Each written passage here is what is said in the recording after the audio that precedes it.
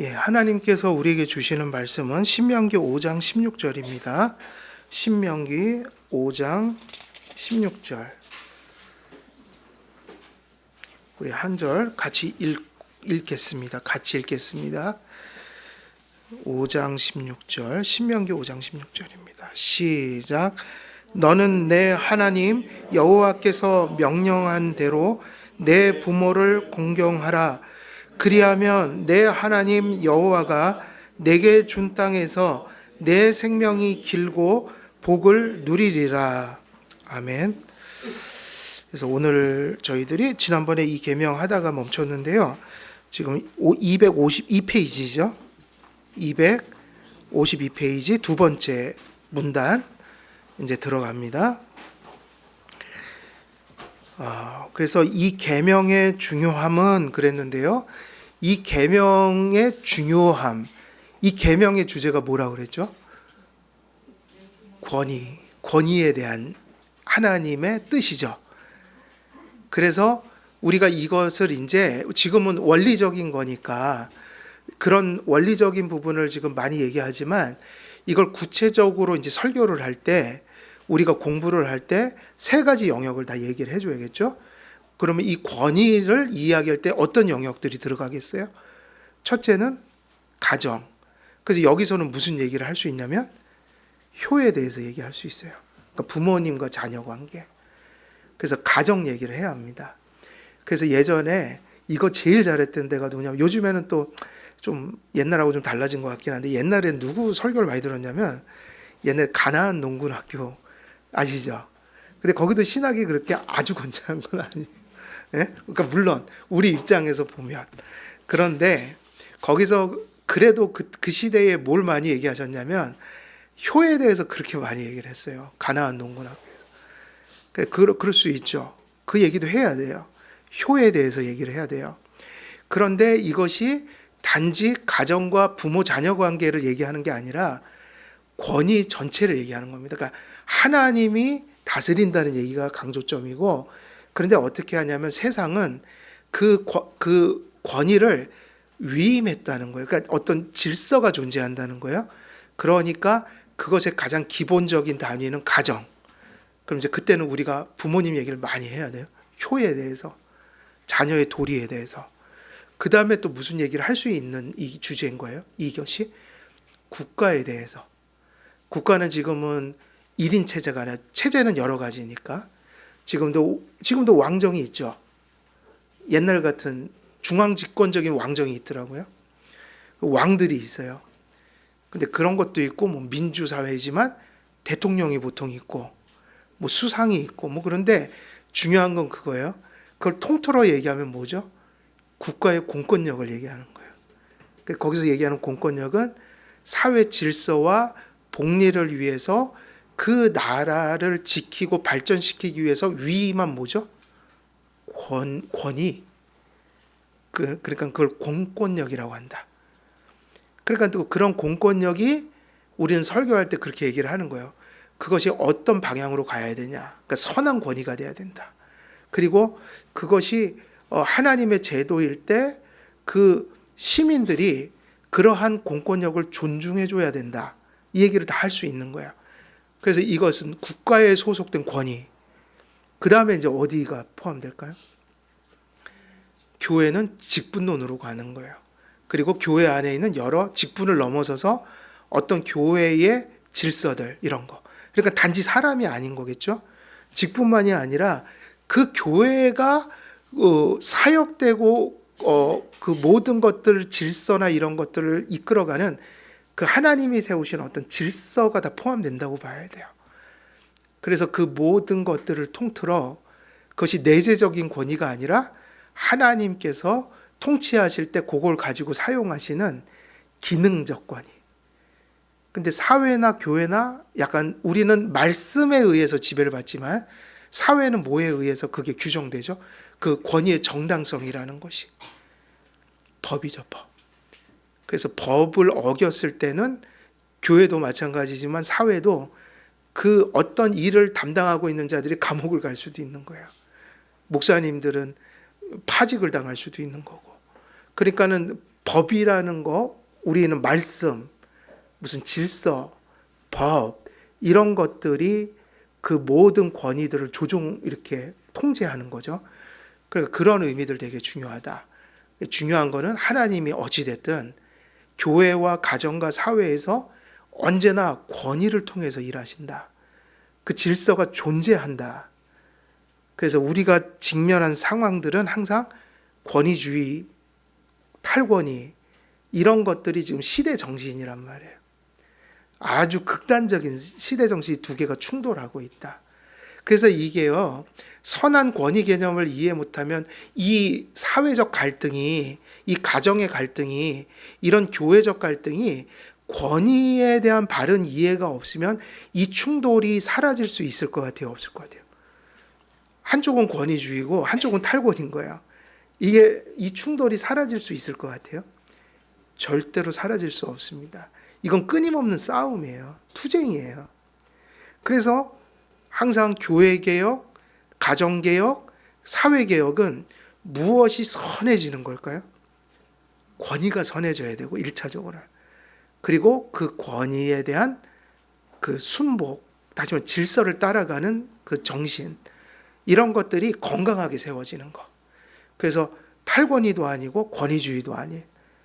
사실은 그것이 없이는 사회의 문제든 무슨 문제든 공동체의 문제는 해결이 되지를 않는다고 봐야 돼요. 그래서 이 계명의 중요성은 하나님께서 이 계명의 순종에 무엇을 더하셨다는 데 있어요? 약속을 더하셨어요.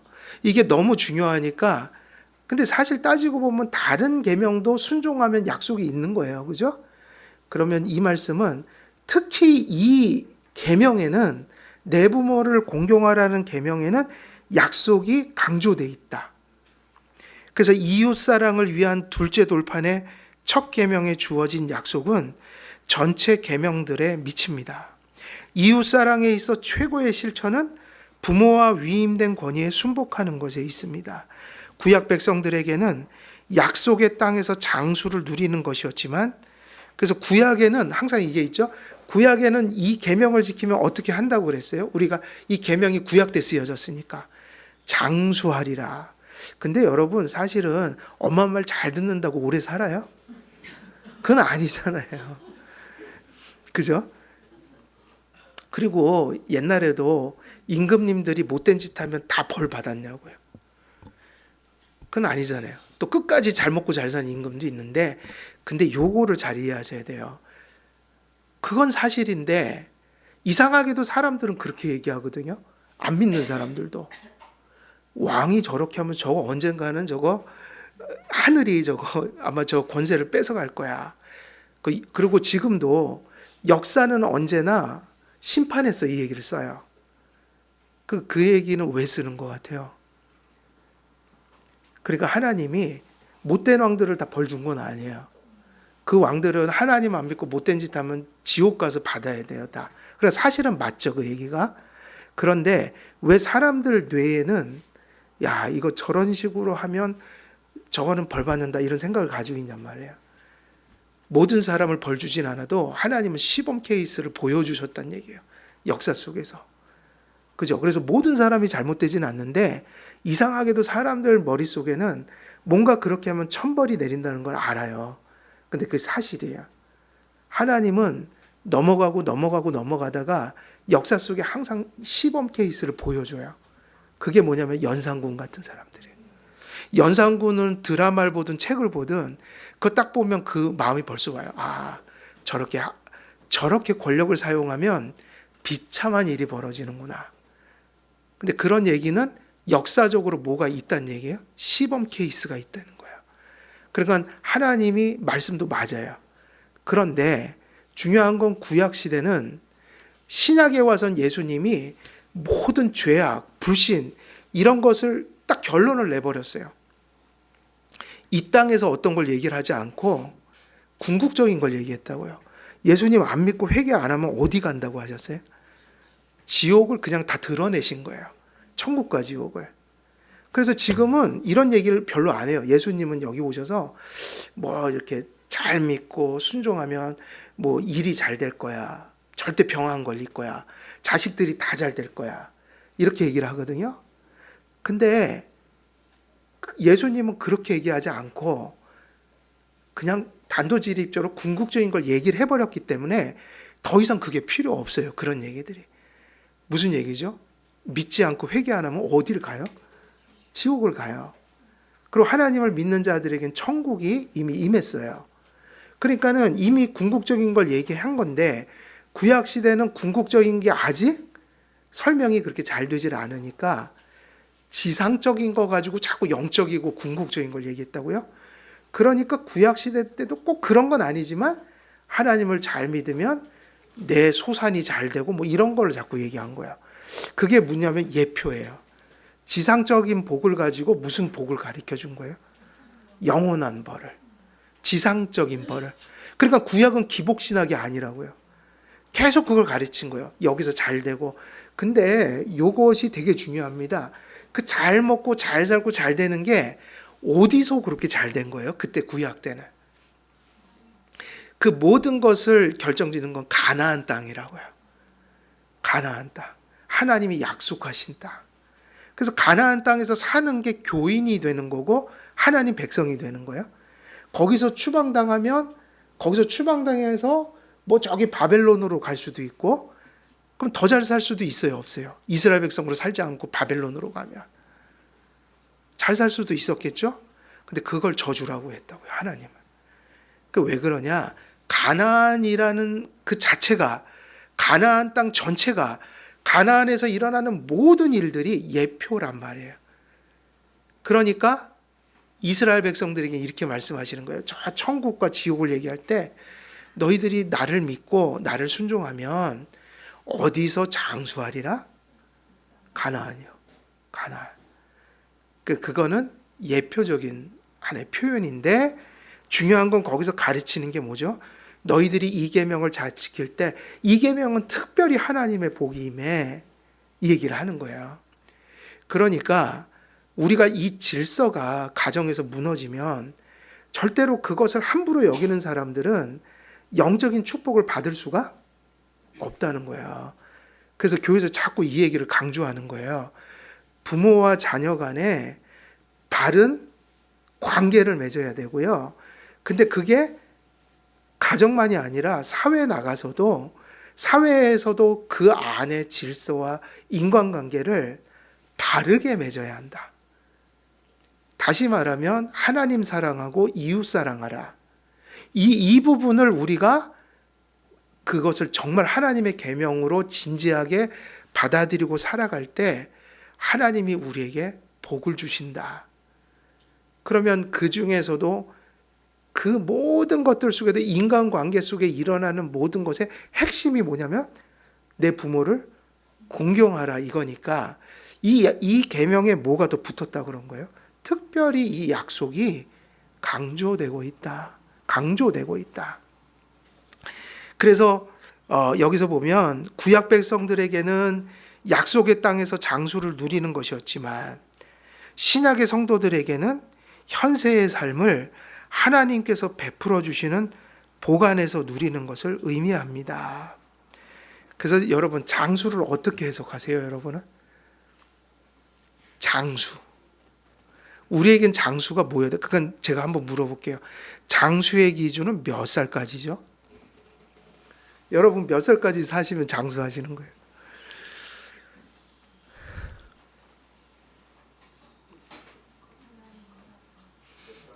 강명 성도님 몇 살까지 사시죠? 요즘에는 90 이상 사시는 분들이 많아요. 그죠? 근데 이제 장수 딱 얘기하기는 선은 긋기는 힘들어요.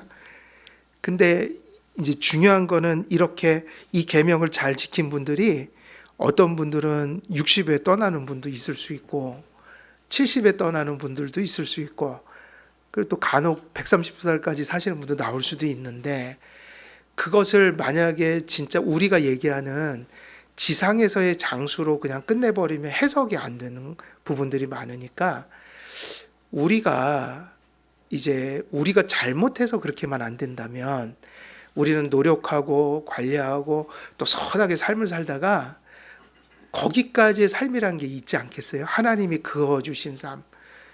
그러니까 저는 그걸 채우고 가는 게 장수라는 좀 그런 개념을 가지고 있거든요. 그러니까 내가 50에 죽더라도 장수할 수 있다. 그게 뭐냐면 짧고 굵게 죽는다는 얘기를 세상에서도 쓰니까. 그러니까 이 말씀은 물론 오래 사는 것도 복이지만 이 얘기를 하고 있는 거예요. 신약적인 기준으로는 성도들에게 하나님을 잘 믿고 순종하며 주님이 주신 복으로 하나님이 정하신 내 삶을 꽉 채우고 가는 건데, 여기서 중요한 건 이겁니다. 단지 오래 사는 게 아니라 현세의 삶을 누가 베풀어 주신 복 안에서 누리고 사는 거예요.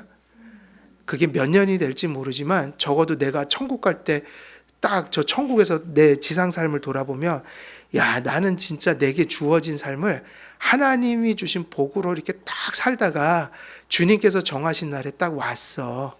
천국 가니까 그걸 알 거 아니에요. 그러니까는 이 현세적인 삶이 되게 중요해요. 여기서 사는 거. 여기서 이렇게 일도 하고 이렇게 살아가는 게 중요한데, 그 삶이 누구의 은혜로 채워져 있는 삶이에요?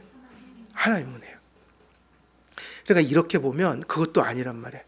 돈이 얼만큼 있어야지 복을 받은 거냐.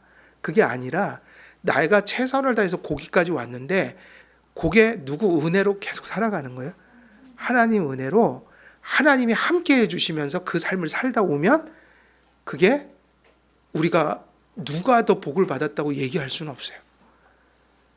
그게 조금 빈곤하더라도 하나님이 그 현실 속에 함께 해주셔서 정말 주님이 동행하는 삶을 살다가 왔어요. 그러면 거기까지가 최선이었다면 그거는 여기서 얘기하는 그 약속이 될 수 있다고 봐요, 저는. 그러니까 중요한 건 여러분이 성실히 사시고 또 열심히 일하시고 관리도 잘해서, 그래서 여러분들이 다 여러분 나름대로 거기까지 소유를 갖고 살아가는 거죠. 그러면 그것을, 중요한 건 그것이 누구와 함께하는 삶이라는 게 그걸 축복으로 만드는 거예요. 거기까지 있는 나의 것을 하나님 안에서의 삶 속에서 그걸 누리고 사는 거. 장수의 진정한 핵심은 하나님과 동행하다가 주님이 정한 시기에 가는 거예요. 그러니까 딱 나이로 가를 수는 없으니까, 솔직히 저는 칼빈 같은 사람들 보면 52살인가 4살인가 죽었거든요. 근데 장수한 것 같아요, 그 사람이. 저는 쓸데없는 삶을 많이 소진하고 살고, 그분의 전기를 보면 1분 1초도 그냥 살지를 않은 사람이에요. 죽을 때까지 교회를 위해서 일하고 책 쓰고 설교하고, 그러니까 완전히 촛불 같으면 자기를 다 태워 소진하고, 그리고 그가 제네바에서 사역하면서 많은 어려움을 겪었거든요. 그러니까 당연히 뭐가 오겠어요? 그러니까 저희는 상상할 수 없는 고통이에요. 그러니까 나중에 한번 제가 칼빈의 그런 걸 한번 좀 나눌 때가 있겠지만, 칼빈이 당한 정신적 고통은 글쎄 우리가 상상을 초월하는 고통이에요. 하루하루가 그랬어요. 그래갖고 어떤 글을 보니까 그랬더라고요. 이렇게 설교단상에 이제 50살 거의 다 돼서 이제 사역이 거의 마쳐질 때죠. 죽을 때 이제 그때도 무슨 일이 일어났는데, 그 사람은 눈이 이렇게 멍했대요. 눈에 초점도 없고 그냥 힘이 다 빠져갖고, 그리고 이 칼빈이 돌아다니는 종합병원이라고 그러고 병들지 않은 곳이 없어요. 나중에는 소변 보면 피가 나오고 막 이런, 그 당시에는 상당히 치명적인 병들을 다 안고 있었는데, 설교단에서 글을 보면 그냥 이렇게 허수아비 이렇게 헐렁헐렁거리고 다니는, 여러분 그런 목소 청백 안 할 거냐 아마. 그러고 있는데 청백 하시겠어요, 안 하시겠어요? 눈이 이렇게 아파갖고 비실비실대고. 근데 그게 왜 그렇게 아팠냐면 제네바 사역이 너무 무거워서 그랬어요. 그러니까 인간은 감당하기 어려운 정신적 고통을 그걸 다 맞고 살았던 거예요. 그러니까 칼빈은요, 그것도 보면 영광이기도 하고, 그게 나쁜 짓 하다가 못된 데 정력을 쏟고 이러다가 병들면 참 그런데, 그게 아니라 너무 좋은 일을 많이 하다가 병들어 버렸어요. 아름다워요. 칼빈도 그걸 원망한 적은 없는 것 같아요. 감사하면서 갔더라고요. 죽을 때. 그리고 칼빈으로 따지면은 그 나이로 봐도 참 젊을 때 간 거잖아요. 지금으로 보면 54살. 근데 따지고 보면 25살에 기독교 강요를 썼다니까요. 저는 그분이 쓴 거를 겨우겨우 가르치고 있고 그분은 기독교 강요를 썼어요. 25살 때. 그러고 보면 그분은 저 같은 사람하고 비교해 보면 25살 때 제가 80이 돼도 못할 일을 하고 간 거 아닙니까? 그죠? 그러니까 따지고 보면 그분의 인생이 비록 50 몇 세지만 내용으로 보면 120까지 살고 가면서 살아가는 사람들도 못할 일을 하고 간 거예요. 그렇게 보면 장수한 거죠. 그 사람이. 장수예요, 그게. 그러니까 장수의 의미는 이 땅에서 주님과 동행하면서 현실의 모든 삶을 주님과 함께 동행하면서 의미 있게 살다 가는 것이 하나님 눈에는 뭐예요? 장수죠. 그래서 주님이 그런 얘기 했잖아요. 나에게는 1000년이 하루 같고 하루가 1000년 같다. 하나님의 스케일은 그렇긴 한데 사람들의 인생도 같을 수는 없어요.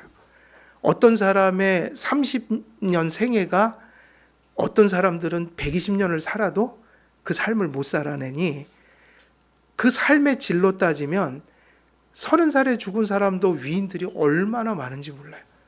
안중근 의사도 30 몇 살에 돌아가시지 않았나요? 안중근 의사 보면 저는 눈물 나려고 그래요. 그 젊은 나이에. 그리고 그렇게 재능이 많은 사람이 저 인생을 펼치고 갔으면 어땠을까?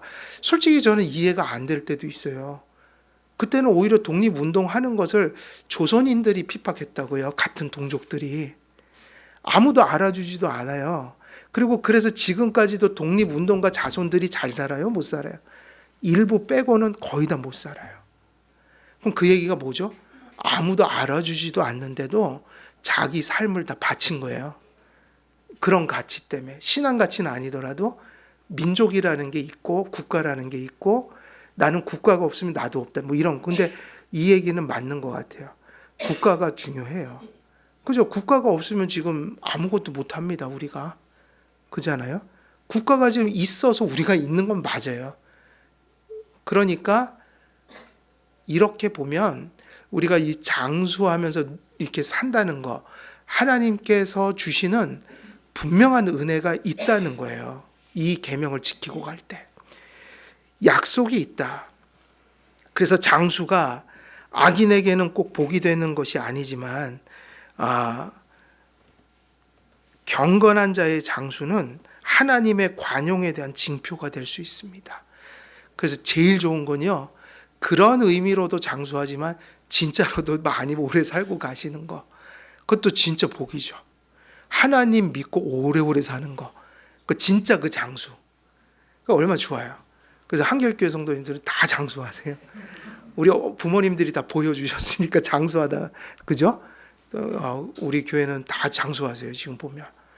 우리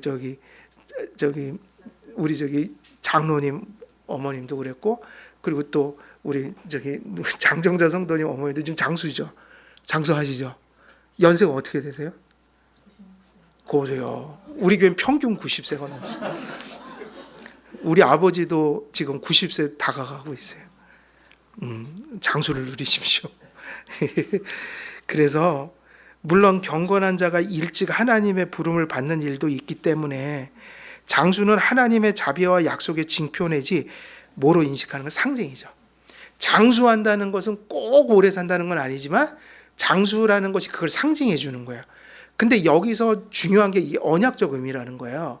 왜 장수가 복이 됐냐면 이교도들이 하나님을 안 믿고 오래 사는 걸 복이라고 하신 적이 없어요.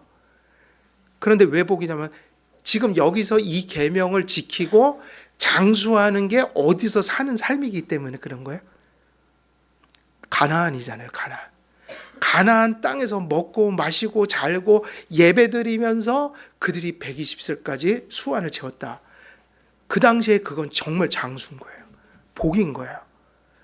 그러니까 가나안이라는 게 되게 중요해지죠.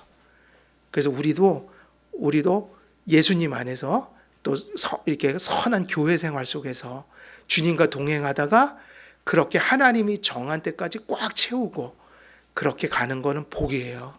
그건 비참한 게 아닙니다. 우리는 그걸 기도해야 돼요. 그렇게 해달라고.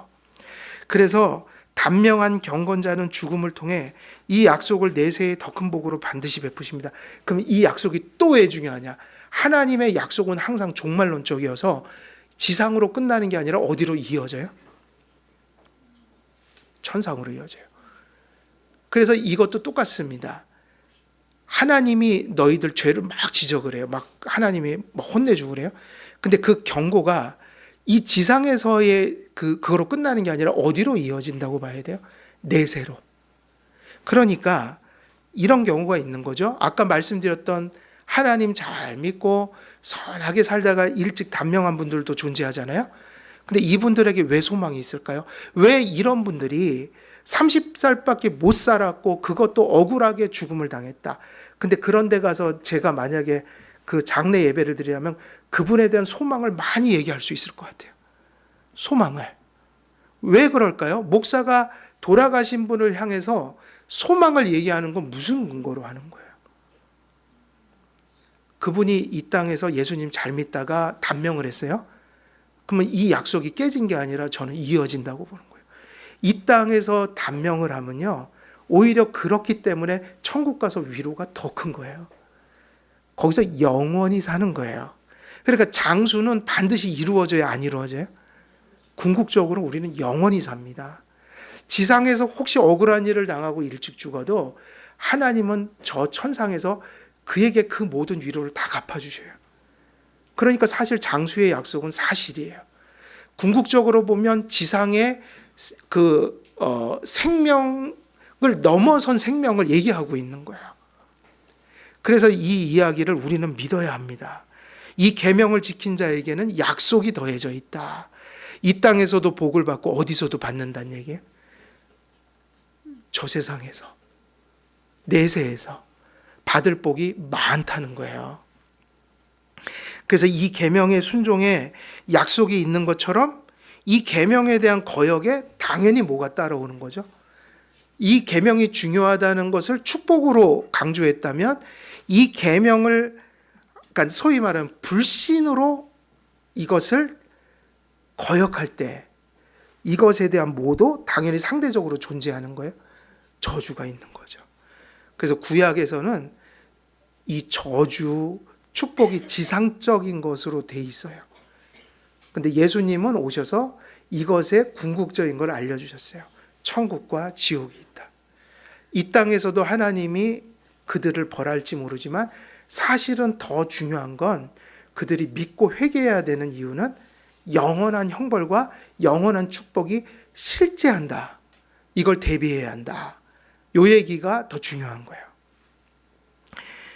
이들의 저주는 현세에서 하나님의 복을 누리지 못하며 끝까지 회개하지 않는 사람들은 내세의 영원한 형벌을 받게 됩니다. 그래서 성도님들도 이 계명을 다 지킬 수는 없지만, 그래서 이게 되게 중요하죠. 우리가 누구 안에 있는 게 중요한 거예요. 그리스도 안에서 우리는 이걸 어느 순간에도 완벽하게 지킬 수 없다고 그랬잖아요. 그래서 예수님을 믿어야만 하는 거예요. 그래서 예수님을 믿어서 불완전하지만 그것을 쫓아갈 수 있는 삶이 돼야 된다는 거예요. 죽을 때까지. 근데 그 삶이 실제하면 완전이 아니라 진정성을 가진 믿음이 있기 때문에 이 계명을 소중히 여기는 신앙이 있다면 그분들은 완전할 수 없지만, 그죠? 용서가 함께하기 때문에 그 복의 대상이 될 수가 있는 거예요. 그러나 이 계명에 대한 순종의 중요성에도 불구하고 이들이 위임받은 권위와 영예의 성격에 어떤 제한이 없는 것은 아닙니다. 권위의 본성을 간략하게나마 살필 필요가 있습니다. 이 얘기도 왜 중요하냐면, 권위를 강조하면 권위를 가진 분들은 권위주의로 갈 수 있잖아요. 그러니까 이 이야기를 이제 칼빈도 하고 저도 하는 겁니다. 그러면 반드시 우리가 이제 이 계명이 하나님의 선한 계명이라는 걸 인정한다면 그 다음부터 중요해지는 것은 권위가 타락하지 않도록 애써야 된다는 거예요. 권위가 계속 선할 수 있도록. 그래서 하나님께서 누군가에게 주신 권위와 지위는 아버지께 이르는 한 걸음이 되도록 하기 위함입니다. 권위를 뒤집어 보면 뭐가 되는 거죠? 의무가 돼요. 그래서 이 권위는 사실은 누가 따라와야 되냐면, 가정 같으면 자녀들이, 사회 같으면 그 질서 안에 있는 사람들이, 또 교회 같으면 목양을 하는 자가 있다면 목양을 받는 분들이 계신데, 중요한 것은 이것이 바르게 가기 위해서 제일 중요한 건 권위가 어때야 된다는 거예요? 선함을 유지해야 될 거 아니겠어요? 그래서 이 권위를 어떻게 이해하는 게 참 중요하냐면, 하나님께 우리를 이끌기 위한 게 권위라면, 그래서 믿든 안 믿든 지금 사람들은 자기 자식이라고 생각하잖아요. 그죠? 내 소유, 아이들을. 믿는 자나 안 믿는 자나 비슷하단 말이에요. 그런데 하나님은 그게 아니에요. 부모를 세운 건 하나님이 목적한 어떤 목적에 이르도록 부모를 세웠다는 거예요. 그러니까 그 권위가 자녀를 소유하는 권위가 아니라 하나님께 잘 가도록 돕는 권위가 돼야 된다는 거예요. 그러니까 이렇게 본다면 권위는 뒤집으면 뭐가 되는 거죠? 권위가 뭐가 되는 거예요? 의무. 권위를 가진 자에게 뭐가 따라오는 거죠? 그러니까 의무예요. 그럼 권위를 갖는다는 건 그 순간부터 짐을 진다는 얘기예요. 우리 부모님들이 자녀 때문에 짐을 지는 거예요. 대통령들도 보면은 되게 좋아 보이는데 보면은 벌써 금방 늙더라고요. 잘하든 못하든, 못하면 못해서 고민이 많고, 잘하면 또 잘해서 고민이 많고 해갖고, 제가 볼 때는 항상 대통령 된 사람은 2년 안에 폭삭 늙어요. 그거 한번 이렇게 한번 할 수 있으면 인터넷에 한번 찾아보세요. 2000몇 년도에 누구 대통령, 그 다음에 3년 뒤에 얼굴을 한번 보세요. 대통령들은 폭삭 늙어요, 얼굴이. 그 무게는요, 잘하든 못하든 보통 무거운 게 아니에요. 이왕이면 잘하면서 욕을 먹어야 되는데 못하면서 욕을 먹으면 참 자기한테는 너무 비참한 거라. 그래서 그 얘기하는 거예요. 권위는 아무나 가져서는 안 돼요. 대통령도 아무나 하면 안 돼요. 할 사람이 해야 돼요. 근데 그걸 누가 먼저 분별해야 될까요? 자기가 잘 결정을 해야 돼요. 왜 이 이야기를 하냐면, 자기가 있어야 될 자리에 있지 않으면 비참해져요, 사람이. 그 인생이 비극적으로 바뀌어요. 그래서 자리 좋은데 이렇게 가려고 하는 거 되게 나쁜 습성이에요. 좋은 자리에 오르려고 하면 안 되고 내 자리가 어딘가를 봐야 돼요. 저는 그래도 지금까지는 그러려고 노력하고 살았던 것 같아요. 전 자리가 중요하지 않아요. 그 자리가 내 자리인지 아닌지가 중요해요.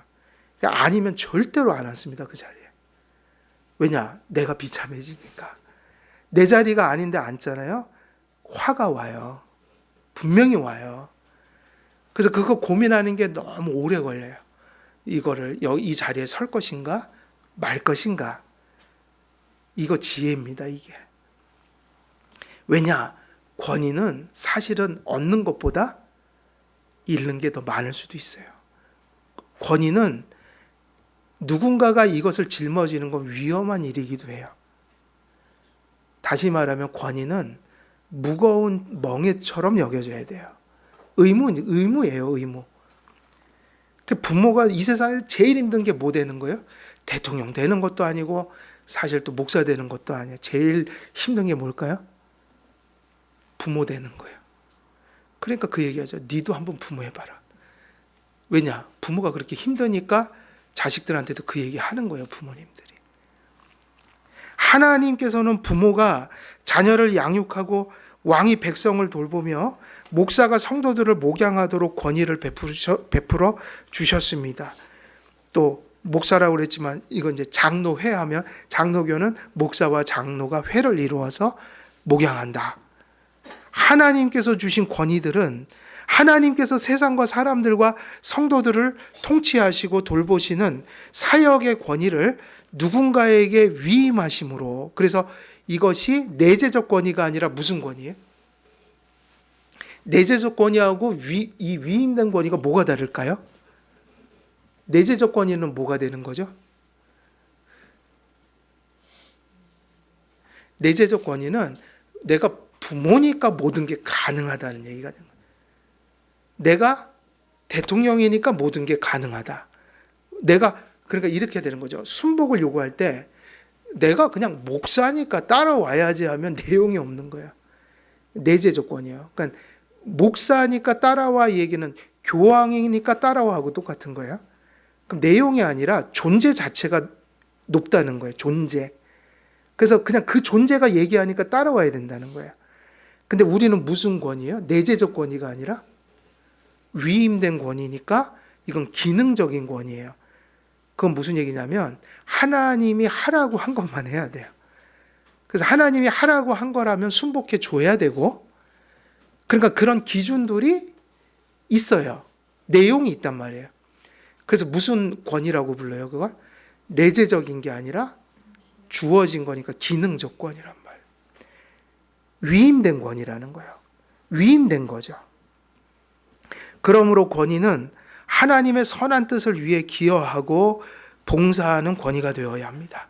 그러므로 하나님의 율법을 범하도록 조장하는 권위에 복종할 수가 없으니까 이제 이것이 성립해요. 부모가 명령하더라도 이 계명은 그런 걸 얘기하는 게 아니에요.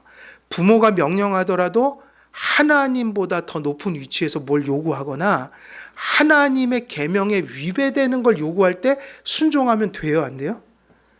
안 되죠. 그래서 사도 바울은 이 두 가지를 다 얘기했어요. 국가 위정자들에게 순복하라고 그건 하나님이 세웠다 이랬거든요. 그런데 단 너희들의 신앙을 부정하라고 할 때 그것에 불복종하라고 가르쳤어요.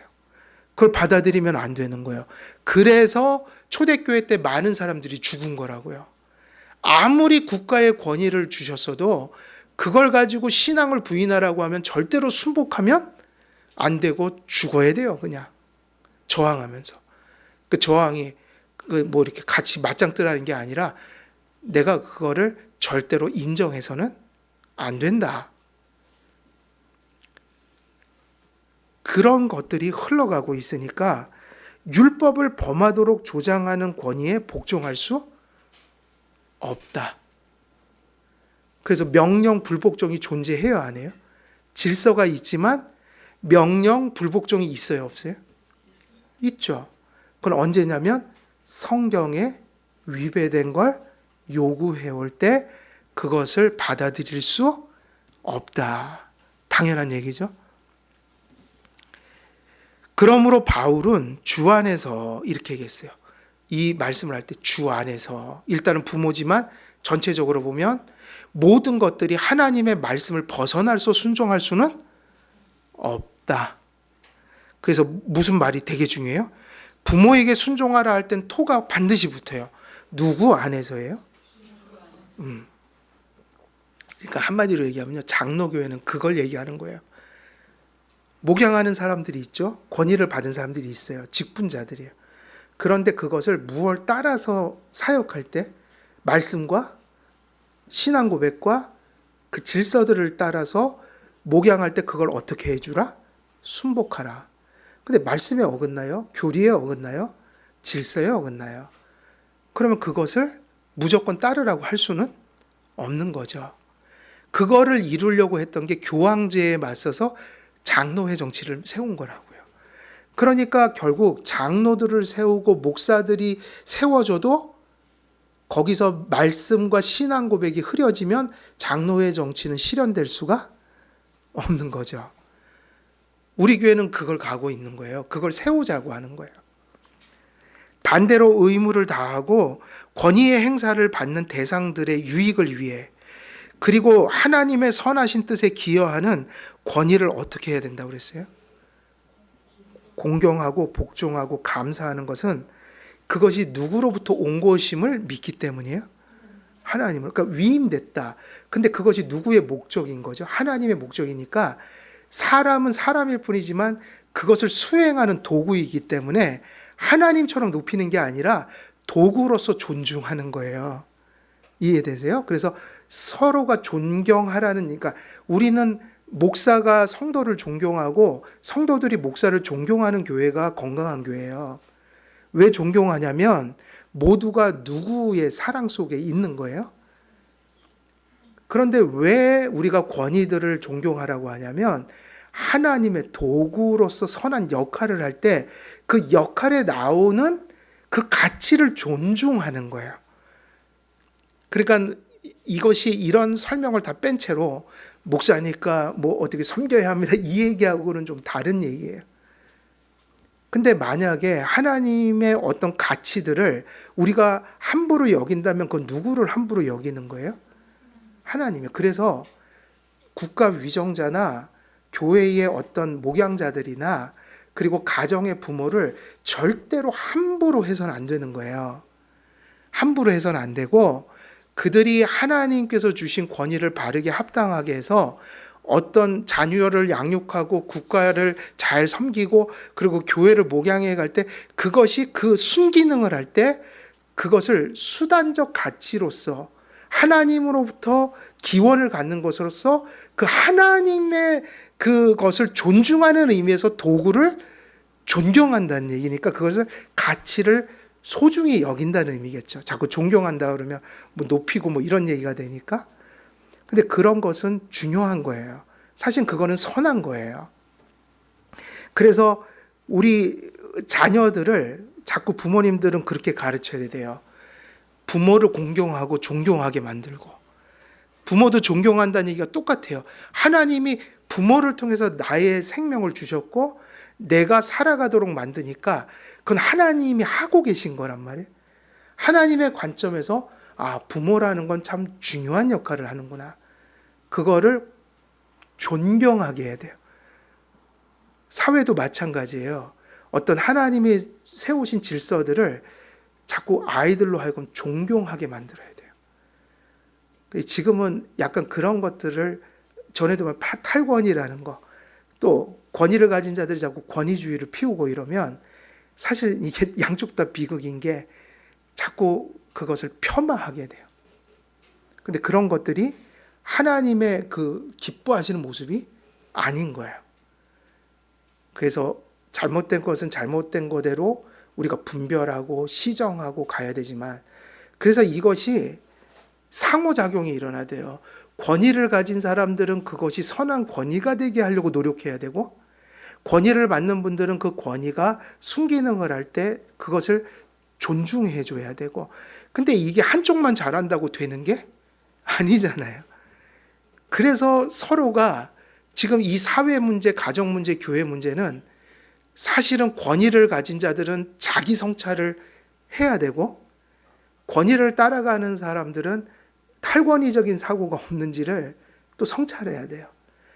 상호 노력을 해야지 뭐가 해결이 되는 거지. 부부관계도 똑같지 않습니까? 자꾸 부부가 서로 당신이 잘하고 당신이 해결 이렇게 아니라 사실은 해결되려면 내 쪽에서 노력하고 저쪽에서도 노력해갖고 그게 만나야지 뭐가 되거든요. 근데 지금 사회도 그렇고 좀 암담하긴 한 것 같아요. 이 상호작용이 안 일어나요. 그러니까 항상 요구가 누구에게 가는 거예요? 요구가. 상대방에게 고치라는 거죠. 권위를 가진 자들은 자꾸 그거를 인정 안 한다고 난리를 피는데 따지고 보면은 자기들이 선한 권위를 행사했냐고 물어봐야 되고 또 보통은 백성들은 시민들은 뭐를 많이 불평해요? 다 국가를 대부분은 함부로 또 말하는 걸 많이 봐요. 실제로 지금 시대 정신이에요, 그건. 근데 그러면 안 된다는 거예요. 바른 질서들은 지켜주고 존중하고 가야지 맞는 거죠. 그러니까 이게 쉬운 일이 아니라는 거예요. 그러니까 양쪽으로 치우치지 않아야지 바른 정신이 드는데 이걸 균형 잡게 생각하기는 너무 힘들어요. 권력을 가진 자들은 권력 가진 자 입장에서 자꾸 행동하려고 하고 그리고 권위를 받는 분들은 또 그분들 입장에서 생각하려고 하고 그러니까 이것이 사실은 이런 것이 고쳐지고 개혁되는 건 정말 힘든 일입니다. 그러나 중요한 건 누군가는 먼저 해야 될 일이에요. 누군가가 먼저 해야 될 일이다. 누가 하냐면 깨달은 사람이 먼저 실천을 해야 돼요. 예. 그래서 바울은 되게 균형을 잡았죠. 부모에게 순종하라는 말도 가르쳤지만 뭐 안에서란 말 붙인 거예요? 주 안에서. 그러니까 이 하나님 외에는 전행적인 권위가 없어요. 그죠? 전행적인 게 있을 수 없다고요. 항상 하나님 말씀 안에서인 거예요. 그래서 주 안에서 부모에게 순종하라고 가르칩니다. 반대로 의무를 다하고 권위의 행사를 받는 대상들의 유익을 위해 그리고 하나님의 선하신 뜻에 기여하는 권위를 공경하고 복종하고 감사하는 것은 하나님을 공경하는 또 하나의 실천입니다. 선한 권위는 하나님께서 주신 선물이며 그래서 지금 우리 사회의 절실한 건 교회의 절실한 건 가정의 절실한 건 어떻게 보면 선한 권위예요. 그래서 간혹 가다가 가정에 선한 권위가 세워졌다. 어떤 국가의 선한 위정자들이 세워졌다. 교회의 선한 어떤 사역자들이 세워졌다는 것은 저는 옛날부터 그 생각했어요. 그것은 하나님의 뭐예요? 선물들이에요.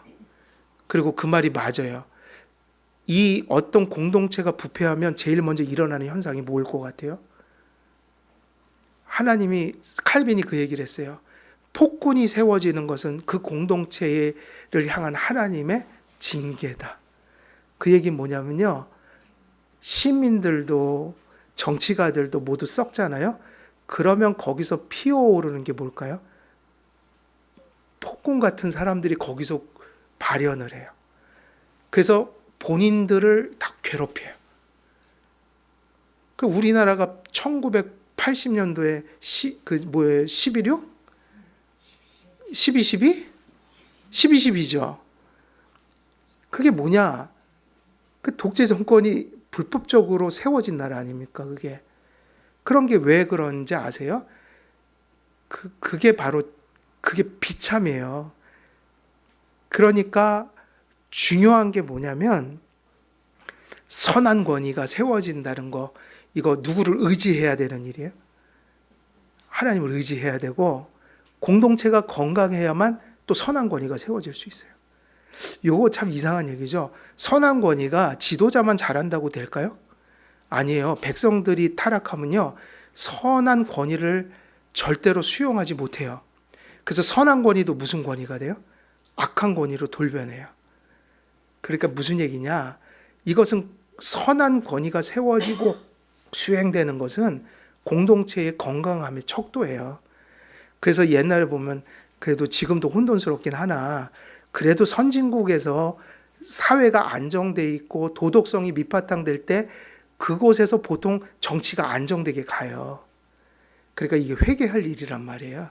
자꾸 이렇게 누가 한 사람의 잘못이 아니라 정치적인 불안정은 그 공동체가 가진 저급한 수준 때문에 일어나는 근데 그게 한두 사람이 아니라 그 국가가 가진 한계인 거예요. 그래서 이런 것들을 자꾸 신앙의 눈으로 하나님의 관점에서 볼 필요가 있어요. 그래서 하나님께서 우리에게 베푸시는 은총이기 때문입니다. 그래서 권위주의도 탈권위주의도 모두 반성경적인 악한 사상이며 태도입니다. 이렇게 얘기를 했어요. 그래서 오늘 말씀을 전한 내용의 골자는 결국은 성경에서 얘기하는 권위가 뭐냐?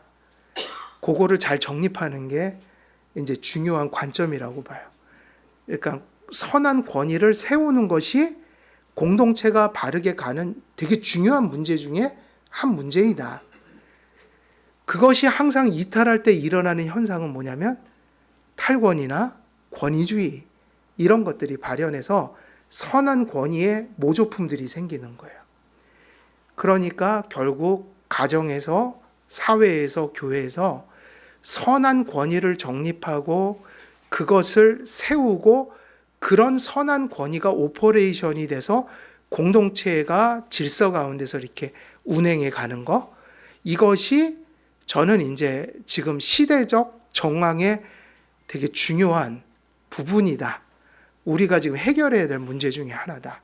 좀 이렇게 정리를 하면서 여기서는 원리적인 걸 얘기를 많이 했지만 또 우리가 해가 거듭되면서 더 구체적이고 세밀한 것들은 또 나중에 또 전할 수 있는 기회들이 있지 않을까 싶어요. 그래서 오늘은 여기까지 말씀을 전하고 마치도록 하겠습니다. 제가 기도하겠습니다. 살아계신 하나님 아버지, 오늘도 이 계명을 통하여 또 저희가 하나님께서 이 권위와 질서라는 것을 어떤 의미로 세우셨고 또 그것을 어떻게 운행하시는지 우리가 또 살펴보게 되었습니다. 아버지 하나님의 성경을 중심으로 또 이러한 권위들이 회복되어서 가정과 교회와 국가에 하나님의 그러한 선한 권위로 그것들이 세워져 모든 것들이 안정되어지고 또 하나님께서 또 뜻하신 목적들이 그러한 공동체들을 통하여서 잘 실현될 수 있는 은혜가 우리 가운데 충만해질 수 있도록 하나님 함께해 주옵소서. 감사드리오며 우리 주 예수 그리스도의 이름으로 기도드리옵나이다. 아멘.